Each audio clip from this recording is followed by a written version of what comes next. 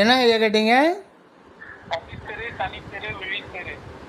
அந்த பசித்திரு தனித்திரு விழித்திருன்றது மூணு மூணு ஸ்டெப்பாக வந்து சரவணானந்த சாமி சொல்லுவார். முதல் ஸ்டெப்பு நமக்கு அது பார்த்து அந்த வார்த்தை மகா வார்த்தையை பார்த்த உடனே பசியோடு இருக்கணும், தனிமையில் இருக்கணும், தூங்காமல் விழித்து இருக்கணும் அப்படின்னு சொல்லிட்டு நமக்கு தோணுது. ஆனால் அது அப்படியே உள்வாங்கிட்டு சடனாக இது பண்ணோம்னா நமக்கு லைஃபே இப்போ நஷ்டமாயிடும். ஏன்னா வள்ளல் பெருமான் பசி கண்டவுடன் தடையில்லாது உடனே உணவு கொடுக்கும்னு சொல்லியிருக்கார். அதே நேரத்தில் வள்ளல் பெருமான் சிபாரிசு பண்ணுறது பார்த்திங்கன்னா காலையில் உண்ணாமல் 11-12 மணிக்கு சாப்பிடணும்னு சொல்கிறார். காலையில் வந்து இந்த முக்கூட்டு சுரணமோ இல்லை அது ஒரு நிறைய சொல்கிறார். சீந்தில் இதில் வல்லாரை மிளகு இதெல்லாம் பாலில் பக்குவப்படுத்தி அதை கொஞ்சம் சிறிதாக உள்ளணும் அப்படின்னு சொல்லியிருக்காரு. இது ஒரு பொதுவான ஒரு முறை. அது 12 மணிக்கு சாப்பிட்டு 12 மணிக்கு நல்லா சாப்பிட்டுக்கலாம். அது கூட வயிறு மட்டும் சாப்பிடக்கூடாது, கொஞ்சம் கொஞ்சம் கேப்பு விட்டு இருக்கணும். இரவு வந்து 7 மணிக்குள்ளே சாப்பிட்டு முடிச்சிடணும். அது எவ்வளோ இருக்கணும்னா மதிய உணவில் பாதி இருக்கணுன்றார். சரி, இது வந்து கிட்டத்தட்ட நம்ம பார்க்கும்போது 1.5 வேளையை கட் பண்ணிடுறார். இப்போ சாதாரண நம்ம 3 வேளை சாப்பிட்றோம் தேவையான அளவுக்கு, அதில் 1.5 வேளையை கட் பண்ணிடுறோம். இதில் என்ன பிரச்சனைன்னா இதை வந்து சன்மார்க்கம்ன்றது எல்லாருக்கும் பொதுவானது. உடல் உழைப்பில் இந்த மண்ணில் வேலை செய்கிறவங்க, வயல்வெளியில் வேலை செய்கிறவங்க, ஒர்க் ஷாப்பில் வேலை செய்கிறவங்க, இவங்களுக்கெல்லாம் வந்து ஆற்றல் நிறைய தேவைப்படுது. அவங்க காலையில் சாப்பிடாமல் 8 மணிக்கு டியூட்டி போனால் கண்டிப்பாக வேலை செய்ய முடியாது. அப்போ அதுக்காக வேலையை விட்டுட முடியாது. அதனால் அவங்களும் இதை வந்து கட்டாயம் இப்படி தான் செய்யணுன்றதெல்லாம் ஒன்றும் கிடையாது. அதாவது ஒரு சாதகன் அந்த மாதிரி செஞ்சால் அது இதாகும். அந்த மாதிரி இருக்கிறவங்களுக்கு உங்களுக்கு ஆற்றலுக்காக நாம் சாப்பிட்டு தான் ஆகணும், இல்லைன்னா வாழ்க்கையை நடத்த முடியாது. அதனால் தேவையான அளவுக்கு நமக்கு ஆற்றல் எவ்வளோ தேவைதோ அதை சாப்பிட்டுக்கலாம். அந்த மாதிரி இப்போ எதுக்கு சொல்கிறோம்னா இந்த பசித்திரு அப்படின்றத அப்படியே உள்வாங்கிட்டு நிறைய பேர் அந்த மாதிரி செய்து உயிரும் போயிட்டுருக்கு. அந்த மாதிரி நிறைய பேர் உயிர் விட்டுருக்காங்க. வரலாறு சொன்னார், பசித்திரு நான் ஒரு வேளை தான் சாப்பிட்றேன் அப்படின்னு சொல்லிட்டு இருந்தாலும் அது வந்து நமக்கு அகநிலை எந்த அளவுக்கு பக்குவப்பட்டு இருக்கோ அந்த அளவுக்கு உணவும் தானாகவே கம்மியாகும். நாமளாக வாலண்ட்ரியாக குறைச்சோம்னா உடல் சக்தி எழுந்து நஷ்டமாயிடும்.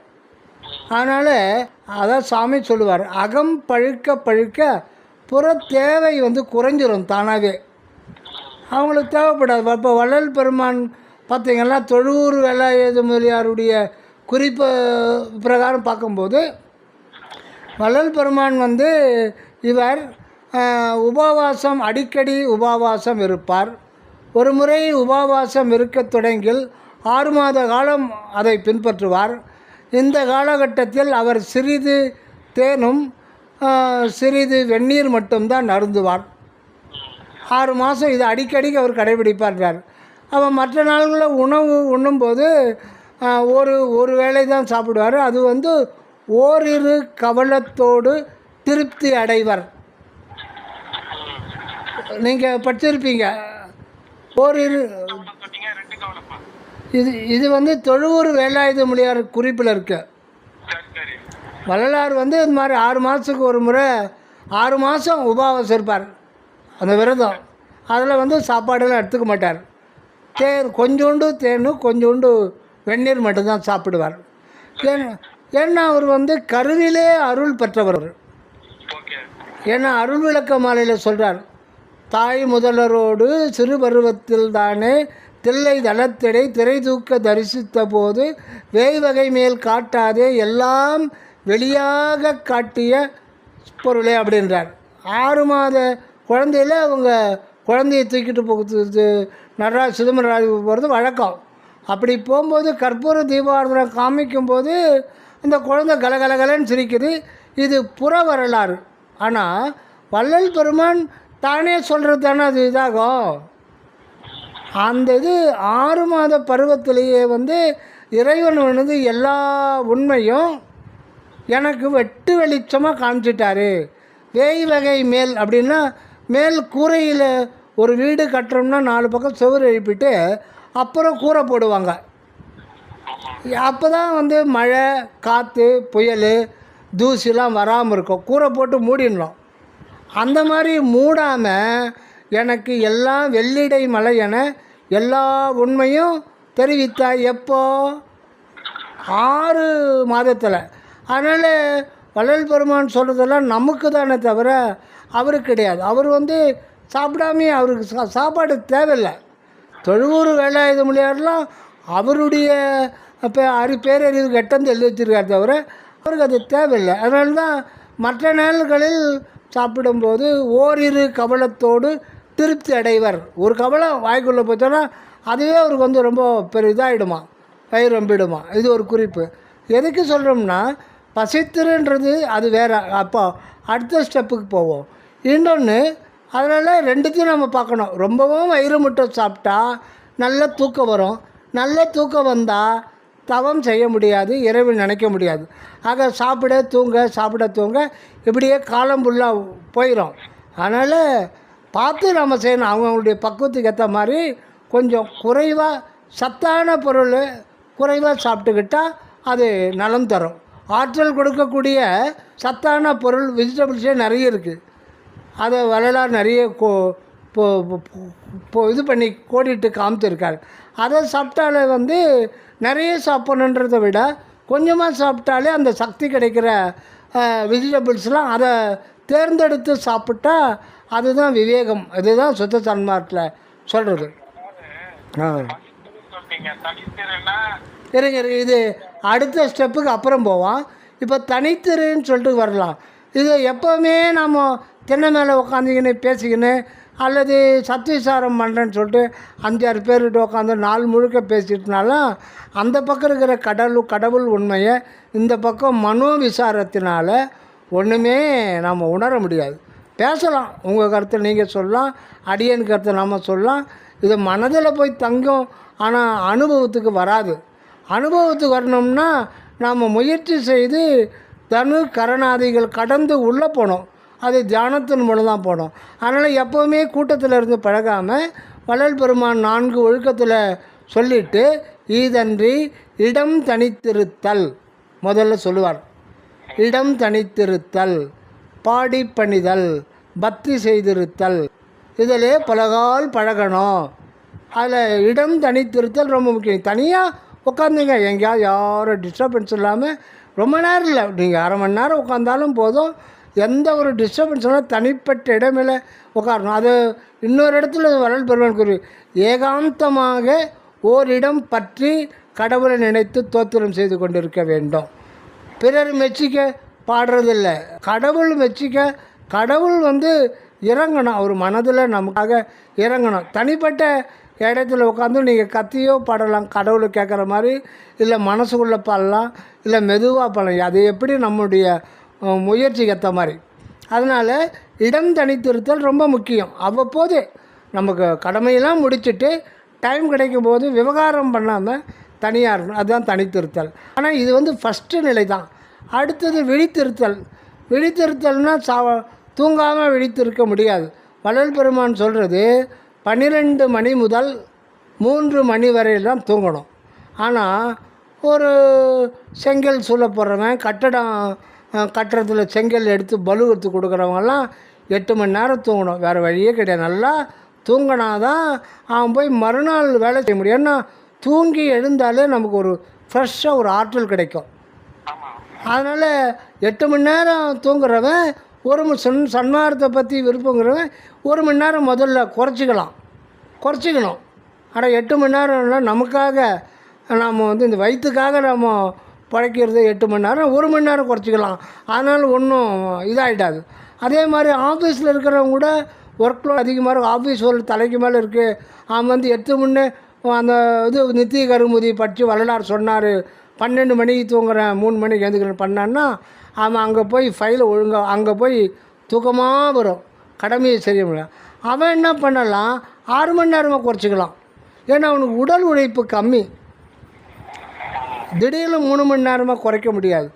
6 மணி நேரமாக இன்னொரு 1 மணி நேரம் ஃபிசிக்கலாக ஒர்க் பண்ணணும், இன்னொரு 1 மணி நேரம் எக்ஸ்ட்ரா 6 மணி நேரம் குறைக்கலாம். அது வந்து பழக்கத்தில் வந்துடும், ஒரு விழிப்புணர்வோடும். சரி, இது வந்து 3. அடுத்த ஸ்டெப்பு வந்து டோட்டலாக மாறும். பசித்திரு, தனித்திரு, விழித்திரு. இதில் நடுவில் இருக்கிறது தான் முதல்ல வரும். நடுவில் இருக்கிறது தனித்திருத்தல்னா அதுக்கு வள்ளல் பெருமானுடைய குறிப்பிலிருந்தே ஒரு உதாரணத்தை பார்ப்போம். அதாவது இந்த ஜீவன், ஆன்மா, இது ரெண்டுத்துக்கும் நம்ம வித்தியாசம் தெரிஞ்சுக்கிறோம். இது ரெண்டும் ஒரு பறக்கும் சேர்ந்து ஒரு பறக்கும் தட்டு மாதிரி. ஆன்மான்றது கண்ணுக்கு தெரியாத ஒரு பறக்கும் தட்டுன்னு வச்சுக்கோங்க. ஒரே தட்டு. இது நான் ஒரு இமேஜினேஷன் சொல்கிறேன். ஒரு சிறிய கண்ணுக்கு தெரியாத ஒரு நுண்ணிய ஒரு பறக்கும் தட்டு வானத்தில் இருக்குது. அதுக்கு 2 பக்கம் ஈல் தானே. ஒரு கீழ்ப்பக்கம் எதை பார்த்துக்கிட்டு இருக்கு? பூமி, மண்ணை பார்த்துட்டு. மேல் பக்கம் ஆகாயத்தை பார்த்துருக்கு. அதே மாதிரி தான் இப்போது மேல் பக்கம் ஆன்மா இருக்குது. அது வந்து இறைவனோடு இருக்குது, பட்டு உணரலை. தன்னோடு இறைவன் இருக்கிறாங்க, அது உணராமல் இருக்குது. அதுதான் பிரச்சனை.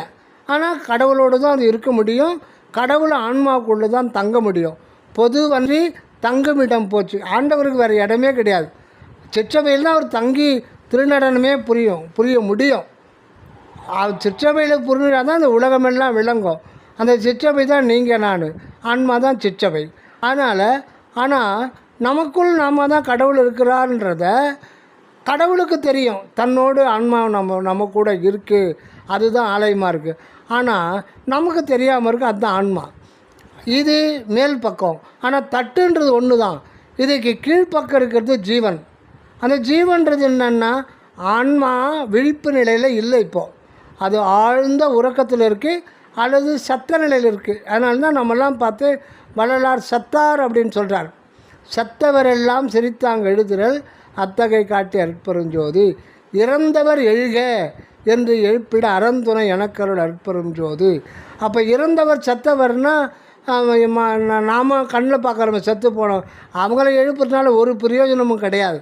அந்த சத்தவர் கிடையாது. சத்தவர்ன்றது நம்மலாம் ஆன்மா நமக்குள்ளே வச்சுக்கிட்டு ஆன்மான்னா என்னான்னு கேட்குறோம்.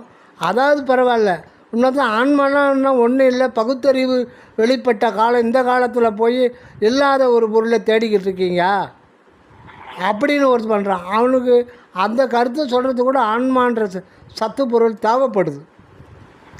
இல்லைன்னு சொல்கிறது கூட அந்த சக்தியிலேருந்து தான் அவனால் பேச முடியும். அப்போது அதை வெளிப்படைய செய்யறதுக்கு அந்த ஆன்மாவையை விரிவுபடுத்தி இந்த பக்கம் ஜீவனாக உருவாக்கி அதுக்கு முழு சுதந்திரத்தை கொடுத்துட்றார். அது வந்து செயற்கை விழிப்பு நிலை கொடுத்துட்றார்.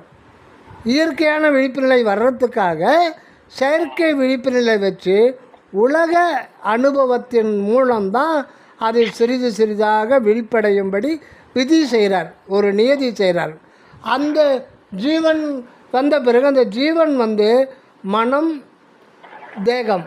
தேக புலன்கள் இதோட தொடர்பு ஆட்டோமேட்டிக்காக வந்துடும். இதன் மூலம்தான் உலக அனுபவங்களை 2ஆக பிரிது, இன்பம் துன்பம். இந்த இன்ப துன்ப அனுபவங்கள் மூலம்தான் இன்பம் அது ஒரு அடி, துன்பம் அது ஒரு அடி, ரெண்டுமே அடி தான்.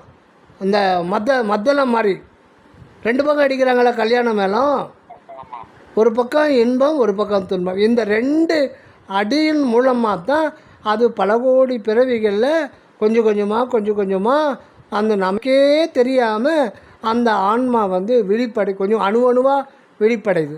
மனித பிறவியிலேயே 300-400 பிறவிகள் தேவைப்படுதான். அதுக்கப்புறம் தான் அணுவாக வந்து தான் கடைசி நிலையில் வருது. ஆக எதுக்கு சொல்ல வர்றோம்னா, வள்ளல் பெருமான் குறிப்பு ஜீவன் அந்தகரண கூட்டத்தின் மத்தியில் இருக்கும். இது வள்ளல் பெருமான் குறிப்பு. ஜீவன் அந்தகரண கூட்டத்தின் மத்தியில் இருக்கும். ஆன்மா தனித்தே இருக்கும். இந்த உடம்புல இருந்தாலும் அதனுடைய இருப்பிடமே செப்பரேட்டு, அதை பற்றி சொல்ல முடியாது. அது காரணம் அது ஆதாரமற்ற ஒரு நிராதார நிலையில் அது விளங்குது. அது வந்து அருட்பெரு வெளிக்குள்ளே அது இருக்குது.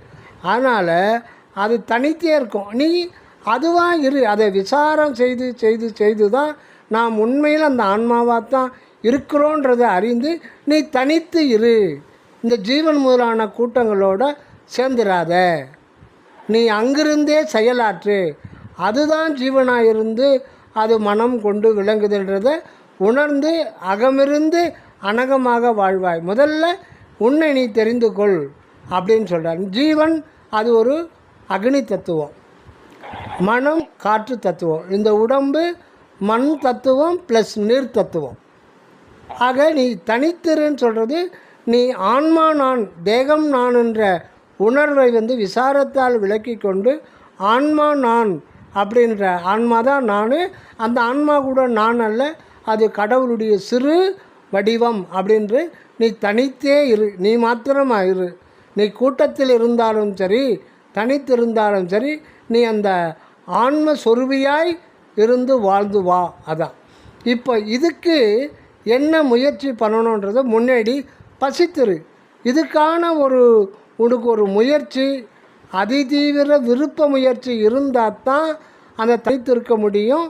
அது கூட கடவுளுடைய அருள் இருந்தால் தான் முடியும். அப்போ அந்த கடவுளுடைய அருளை பெற்றுக்கொள்ள வேண்டுறதுக்கு நாம் பசித்திருக்கணும். இறைவன்கிட்ட உருகி தனித்திருந்து விண்ணப்பம் செய்து, இறைவா இந்த நிலையில் என்னை வச்சிருக்காத, இந்த உடல் தான் ஆணுன்ற நிலையில் என்னை வச்சிருக்காத, அஞ்ஞானத்தில் வச்சிருக்காத, இந்த திரையை நீக்கி விடு, கடைக்கன் பாருன்னு தோத்திரம் செய்வதும் தியானம் செய்வதுமான ஒரு முயற்சியில் இருந்து கொண்டே இருக்கிறதும் அதுதான் அந்த இதுதான் பசித்திரு.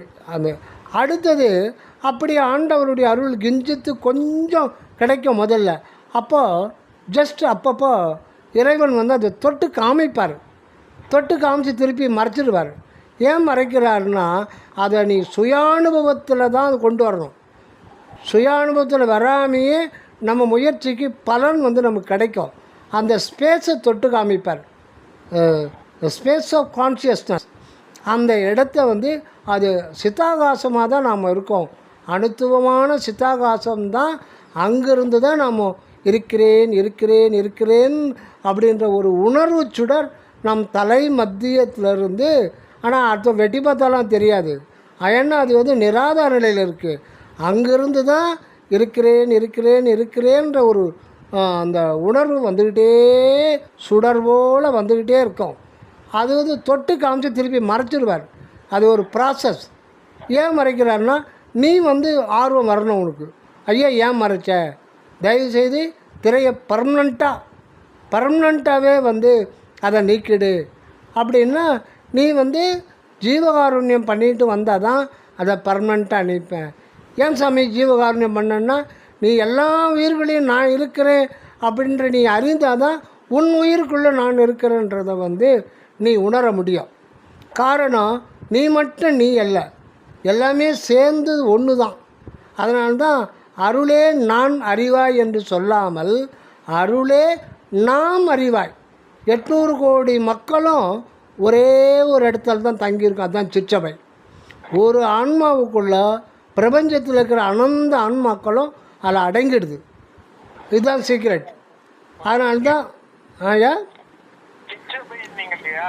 சிற்றபைன்றது தான் அங்கிருந்து தான் நமக்கு இருக்கிறேன் இருக்கிறேன் இருக்கிறேன் அப்படின்ற உணர்வு வருது. சிற்றபை அப்படின்னாலும் சித்தாகாசம் அப்படின்னாலும் சிதம்பரம்னாலும் சிற்றம்பலம்னாலும் ஒரே அர்த்தம்தான். இப்போ சித்தபை சபைன்னு என்ன? ஆலயம், கோயில், கடவுளுடைய இருப்பிடம். சித்து அப்படி சித்து ஆகாசம். சித்து அப்படின்னா அறிவு, ஆகாசம்னா ஆகாயம். சித்து ஆகாசம்னா அறிவு ஆகாயம். சித்து அம்பரம், சித்துன்னா அறிவு, அம்பரம்னாலும் ஆகாயம், சிதம்பரம். சிற்றம்பலம் அப்படின்னா இந்த இடத்துல இன்னொரு விதமான பொருள், சிறிய அம்பலம்.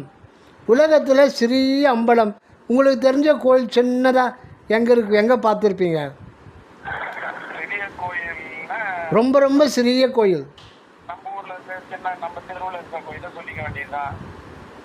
உலகத்திலேயே எங்கேயும் அந்த மாதிரி கோயில் கூடாது. ரொம்ப சிறிய கோயில். இல்லை, அதை விட்டுடுங்க, வெளியில் சொல்கிறேன். வெளியில சிறிய கோயில்னா எனக்கு சூரியன் ஆகாயம், அது பெரிய கோயில். இல்லை, இந்த சுடுகாட்டில் ஹரிச்சந்திரன் கோயில் கூட சின்னதாக ஒரு இது கட்டி அதுக்குள்ளே சிலை வச்சுருவாங்க. ஒரு அரச மரத்தை கீழே பிள்ளையார் பார்த்திங்கன்னா அப்படியே வச்சுருப்பாங்க. மேலே வந்து ஒரு சின்ன இது போட்டிருப்பாங்க. அது ஒரு கோயில் தான், அங்கேயும் கடவுள் இருக்கார் இல்லைங்களா. ஆனால் அதுக்கு இதுக்கும் சம்மந்தமே இல்லை. இது சிற்றபைன்றது அணுவடிவம். ஒரு குண்டூசி நுனி இடம் எவ்வளோ பெருசாக இருக்கும், குண்டூசி நுனியில் கொசு கூட உட்கார முடியாது. அந்த இடத்துல லட்சத்தில் ஒரு பங்கு தான் ஆன்மாயிடம். இது ஒரு உதாரணம்.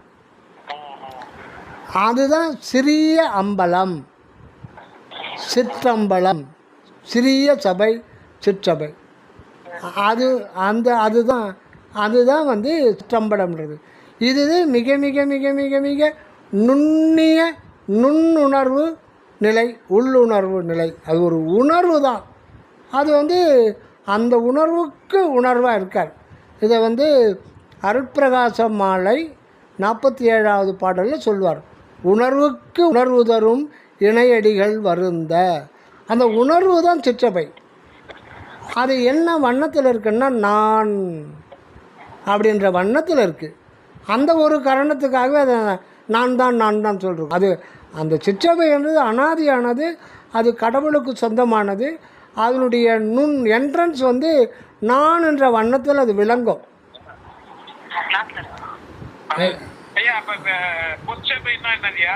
இருங்க, இதை முடிச்சிடலாம், இந்த பசித்திரு தனித்திரு எடுத்து. அப்போது இந்த ஒரு நுண்ணுணர்வு நிலையில் நாம் தனித்து இருக்கணும்.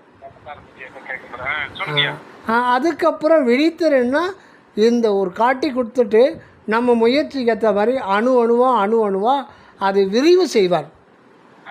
அது வந்து சிற்றபை தியானத்தினால்தான் முடியும். அது வந்து கொஞ்சம் கொஞ்சமாக நம்மை முதல்ல காட்டி கொடுப்பார். அவரை முதல்ல காட்ட மாட்டார். என்னை காட்டி எனக்குள் இருக்கும் நின்னை காட்டியே. அதனால் நம்ம தான் முதல்ல நம்ம தெரியும். அதாவது உயிரனுபவம் உற்றிடில் அதனிடத்தே ஓங்கும் அருளனுபவம் விட்டுரும். உயிரனுபவம் வந்துச்சானாலே பக்கத்துலேயே அருள் அனுபவம் இருக்குது, அதுக்குள்ளவே இருக்குது. அருள் அனுபவம்ன்றது கடவுளுடைய அனுபவம். ஆக அதுக்கு முன்னாடி ஆன்மா தான் நாம் நம்முடைய உண்மையான அகவடிவம்ன்றதை அது அவனருளாலே நாம் அவர் உணரும். காரணம் அந்த ஆன்மா சிறுவடிவம் கூட கடவுளுடையது தான். அதனால் சொல்லுங்கய்யா. எனக்கு வந்து பசித்திரு விழுத்துன்றது நீங்கள் வந்து ஒரு சன்மார்க்கி, பாதி சன்மார்க்கியா இருக்கிற எங்களை மாதிரி ஆளுக்கு அது புரியும். ஆமாம்.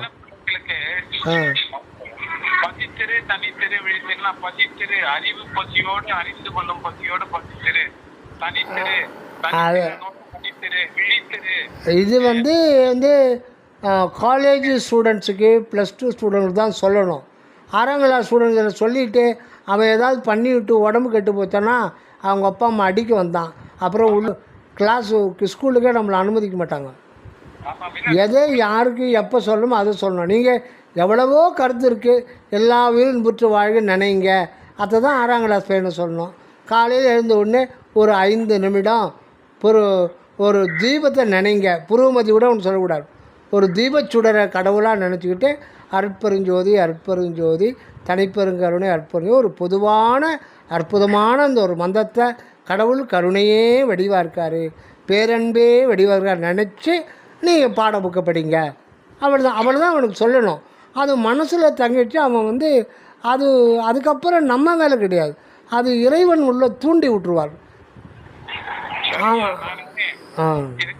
ஒரு படம் வரைஞ்சி விளக்கு மாதிரி அதை வந்து கலர் அடிச்சு கதவுல ஊற்றி வச்சு அதை பாடுறான். ஏன்னா விளக்கு கொடுத்து சொன்னா அவன் நெருப்பு கொட்டி எதனா விட்டுற போறான். சரி, ஐடியா தோணுச்சு. சரிங்க எளிதா இருக்கும் இல்லையா பிள்ளைங்களுக்கு. சரிங்க. சரிங்கய்யா, மீண்டும் மாலையில நாளைக்கு அழைக்கிறேன். சரிங்க, நன்றிங்க, ரொம்ப நன்றி.